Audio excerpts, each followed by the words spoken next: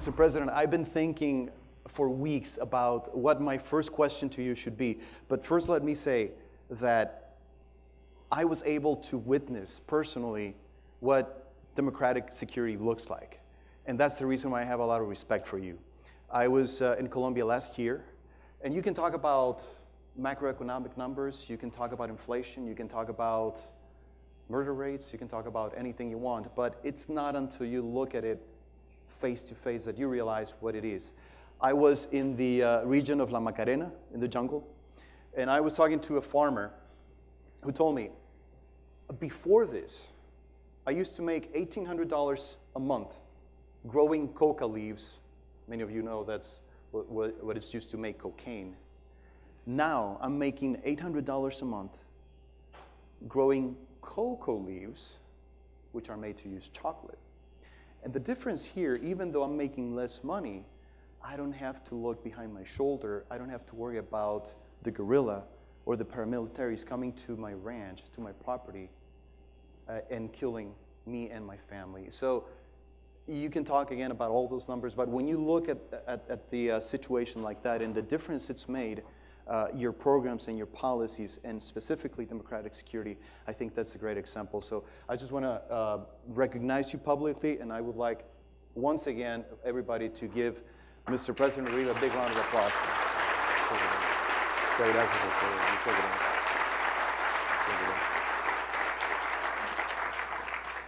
And again, I was saying, I've been thinking about what my first question should be for a number of weeks, and I think Argentine President Cristina Fernandez de Kirchner gave me the perfect opportunity to do this.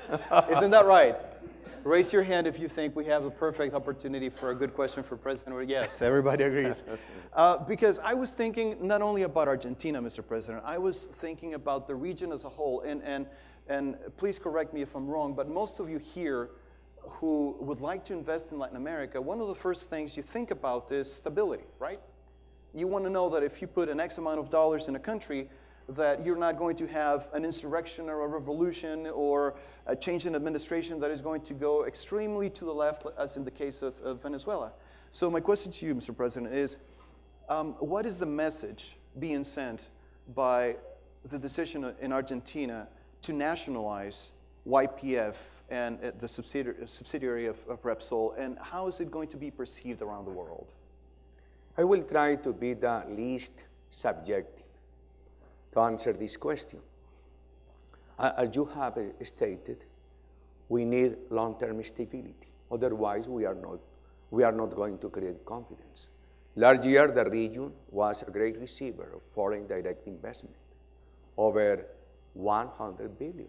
This is very important, and we cannot waste this opportunity. Signals such as the expropriation in Argentina are against the good trend that our countries are living. Maybe Argentina has made some mistakes. Some years ago, Argentina privatized all the oil industry, total privatization. And now President Kirchner has said that Repsol has not fulfilled its promises to invest more in exploration, that Argentina needs much more exploration. And instead of calling Repsol and to invite Repsol for a renegotiation of the agreement, she has expropriated Repsol. This is the second mistake. In Colombia and in Brazil, we have a middle ground. The government has a very important participation in oil production, not a monopoly. I have already explained to you the reforms we introduced in Ecopetrol. In my opinion, in this case of strategic resources, natural resources, we need this middle ground, state participation with private management. I explained to you this morning that Ecopetrol, although 80% is owned by the government, there is an agreement between the government and the private stockholders to manage the corporation like a private corporation. We need state participation. This is a natural strategic resource. At the same time, private management. And of course, growing private investment. Otherwise, it is very difficult for the region to have surpluses to export and even to be self-sufficient. And Mr. President, along with stability, one of the main concerns, I'm sure, of many people in this room is the question of security. We saw how Colombia, in your administration, in your 8 years in government, it went from a country that was very unstable to a country where you see tourism having a boom now in Colombia. You have international visitors coming to Colombia now. And my question to you is, probably a lot of people are thinking about security in Mexico right now. And I know that Colombia, with the help of the United States under Plan Colombia, made great strides. Do you think a Plan Mexico would work for Mexico? Is it time to do something like that? Or are we talking about two very different countries and two very different cases? Nowadays, Plan Colombia is worth less than 400 millions appropriated by the United States. And the domestic budget for security in Colombia is over 10 billion. You see that the most significant component is the Colombian appropriation.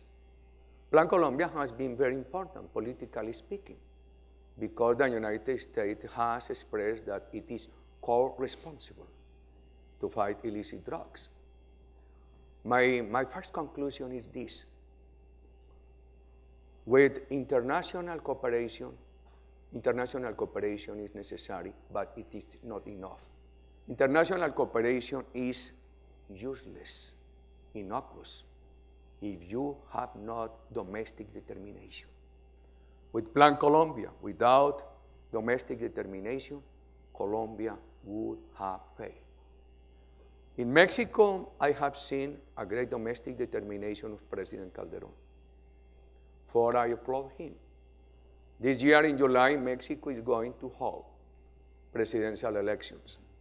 In my opinion, whatever the adjustments in tactics, in the strategy, Mexico wants, the new president wants to introduce, in my opinion, with all the respect, the most important items is for Mexico to have the highest level of determination against criminals. It is very important Plan Mexico. The United States needs to cooperate even more. When I have heard President Calderon blaming that in many bordering United States cities in the last year, they have sold more than 100,000 assault weapons to civilians, and that these weapons have been seized in the hands of Mexican criminals. I say United States needs to impose control on the sales of assault weapons. This country needs to be much more collaborative with Mexico. But the most important point is Mexican domestic determination. I want to really ask you about Venezuela, because a lot of interesting things are happening in Venezuela, and it's not only the fact that politically Venezuela has moved to the extreme left, but also the image that Venezuela and by default Latin America portrays to the rest of the world. This year, Venezuela has elections in October, and also, as you know, President Hugo Chavez is suffering from cancer. So I want to ask you, at the risk of asking you to be a clairvoyant, what would happen in either case? What would happen if Mr. Chavez is no longer able to continue as the head of the government of Venezuela? What would happen if Mr. Enrique Capriles Radonsky, the main opposition candidate, well, now the only opposition candidate, wins the elections? What are the possible scenarios that we can see there, specifically when it comes to investment and business opportunities in Venezuela? Because of my political views opposed to President Chavez's government, I am not the best interlocutor for this question, but I will try to do my best. I will try to do my best. I have said to Venezuelan students We politicians cannot think in illnesses or in healthy people. We should not consider, you cannot calculate what could happen with President Chavez's health. What you need to consider is to win politically. This is what Venezuela needs. What are my main concerns about Venezuela? Insecurity. I remember that when President Bush made the right decision to help my administration with the introduction of state-of-the-art possibilities to go after illicit flights. The next year, the radar showed a huge increase of illicit traces in the airspace of Venezuela. Venezuela is becoming a paradise for narco-trafficking, for terrorism. Second, the elimination of the private sector. President Chavez has expropriated more than 600 corporations. Third, social cohesion is not sustainable. At the same time, he has increased a lot the investment in social cohesion. The people of Venezuela are becoming much more poorer. This is a contradiction. Why this contradiction? Because of the lack of the private sector. He has eliminated independent institutions. I disagree with the Organization of American States. This organization did say anything about the coup President Chavez stroke to the new Congress. And of course, you see a huge expansion of state-controlled communications, and at the same time, the decline of independent media. Step by step, they are closing possibilities for people participation. In my opinion, Venezuela is becoming a dictatorship with the disguise of elections. Mr. Radonsky, Gabriel Radonsky, has successfully and rightly called for the unity of the country. He has policies very different than President Chavez's policies. But instead of calling for the division of the country, he has called for one unified country. Look at the democratic charter of the Organization of American States. There are two principles in the international legal system. One principle is to respect the autonomy of every country. But one more important principle is to respect democratic values. We have the right to intervene with our opinions in the case of Venezuela, because Venezuela is eliminating the principle of autonomy. Why? Because in a country where government breaks democratic values, there is no possibility for people to freely advance in the autonomy of the country. Yeah, my name is Tom Taylor. I'm curious to hear your observations on the significance of services exports for Exports of what? export of services. Services. Okay. Yes, export of Outsourcing services. services. Outsourcing services in general to this market or to others, and how you see that might evolve in the near future. So the significance of it on the economy of Latin America and how that might change in the near future. They are very important. We chose, in consultation with the private sector and with the leadership of Minister with Guillermo Plata, very young, very effective minister, 5 or 6 sectors for Colombia to become a world-class player. Medical services and business process outsourcing services. Colombia can develop advantages to become very competitive in these two. Speaking about business process outsourcing, at the very beginning of our administration, Colombia had 2,000 jobs in this field. Now it's close to 100,000. Of course, we need stable rules, tax incentives, We introduce special economic zones for these corporations to operate. Third, contracts for stable rules. Fourth, we adopted other decisions. Fourth, we eliminated value-added tax because we assimilated services to other exports. And of course, it is necessary education. One good case and one concern. One good case, Colombia has an excellent neutral Spanish. Colombia is advancing a lot in IT. One concern, we need to advance in education. Hewlett-Packard needs 1,000 IT engineers in my city, Medellin, but my city graduates only 400 per year. We need to advance in education. Where's Kirk? Kirk Laughlin, I just wanted to recognize him again. He's the man behind this event, and he has a vision of uniting Latin America with business opportunities, and he's the one who invited me, so I just wanted to say thank you very much publicly.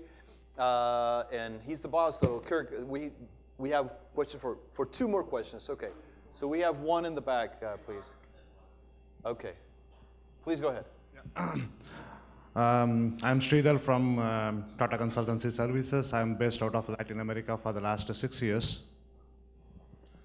Yeah. President, congratulations to you and your country for such a dramatic turnaround in the last few years. One of the things which we are seeing in the outsourcing market is that, as you just mentioned, that we need a lot of workforce. And because of the growth of economy, the labor costs are slowly going up. So what is your views on that, President? He's asking about pretty much what you just touched on, which is making sure that if outsourcing companies look at Latin America, they're going to be able to find a workforce that is prepared and ready to take those jobs. So is that correct? Is that what you're asking? Yeah, and slightly more than that is the labor costs are increasing year on year. The labor costs and are costs yeah. as well. In education,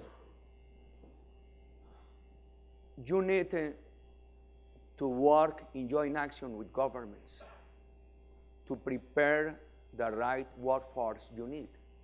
For instance, in Colombia, the BPO corporations have worked in coordination with the National Service for Apprenticeship to training the people. You need to look for your people, and you need to work in joint action with the government to prepare your people. In costs, so far we are very competitive. Of course, I am concerned because of the future, because the lower unemployment rate and the appreciation of our currency could create difficulties in labor cost comparisons. We're going to close our session of questions and answers. Again, I want to thank you so much for inviting me. Kirk Laughlin, thank you very much for putting this together. Members of the audience, thank you very much for your patience and your questions. And most of all, Mr. President, my honor, my pleasure, the very best. And if I may share with the audience, you had a little bit of an accident riding a horse recently, but he's still a very brave man, and he decided that it was very important for him to be here. So I wanted to thank you very, very much. No, I want to express my gratitude, Rafael, to Kirk, to Eric, and to all of you. And please, I want to invite you to Colombia. Cartagena is the most important port in the Caribbean, very close to the Panama Canal. Cartagena is a historic city, cultural city. Cartagena is building enormous facilities for oil refinery and for other industries. Go there, go there. I reject the idea of tourism for prostitution or for illicit drugs. I reject this idea, my friends. I was going to ask. I invite you to Cartagena and to my city, Medellin, in Colombia. I will wait for you there. I come here, even my broke in my rib, with a great honor to attend this invitation and with one goal, to invite you to visit Colombia.